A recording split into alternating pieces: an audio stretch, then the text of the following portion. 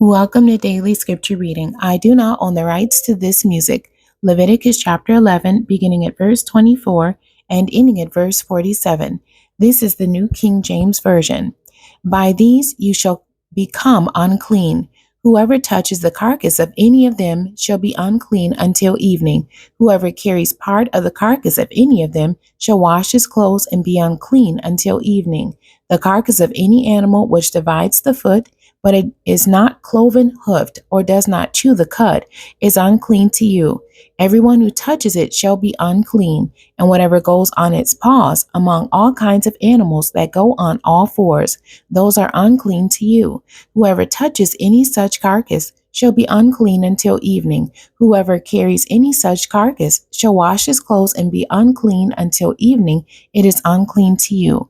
These also shall be unclean to you among the creeping things that creep on the earth: the mole, the mouse, and the large lizard after its kind, the gecko, the monitor lizard, the sand reptile, the sand lizard, and the chameleon.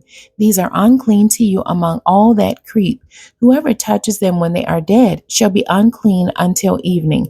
Anything on which any of them falls when they are dead shall be unclean, whether it is any item of wood or clothing or skin or sack, whatever item it is, in which any work is done. It must be put in water, and it shall be unclean until evening. Then it shall be clean. Any earthen vessel into which any of them falls, you shall break, and whatever is in it shall be unclean. In such a vessel, any edible food upon which water falls becomes unclean, and any drink that may be drunk from it becomes unclean, and everything on which a part of any such carcass falls shall be unclean, whether it is an oven or cooking stove.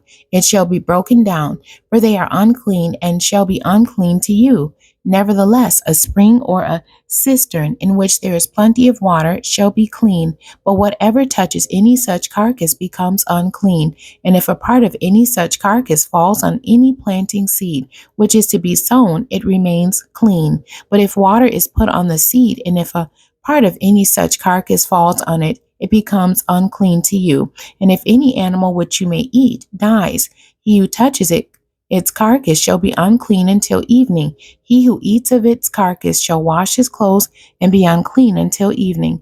He also who carries its carcass shall wash his clothes and be unclean until evening. And every creeping thing that creeps on the earth shall be an abomination. It shall not be eaten. Whatever crawls on its belly, whatever goes on all fours, or whatever has many feet among all creeping things that creep on the earth, these you shall not eat, for they are an abomination. You shall not make yourselves abominable with any creeping thing that creeps, nor shall you make yourselves unclean with them, lest you be defiled by them. For I am the Lord your God. You shall therefore consecrate yourselves, and ye shall be holy, for I am holy. Neither shall you defile yourselves with any creeping thing that creeps on the earth, for I am the Lord who brings you up out of the land of Egypt to be your God.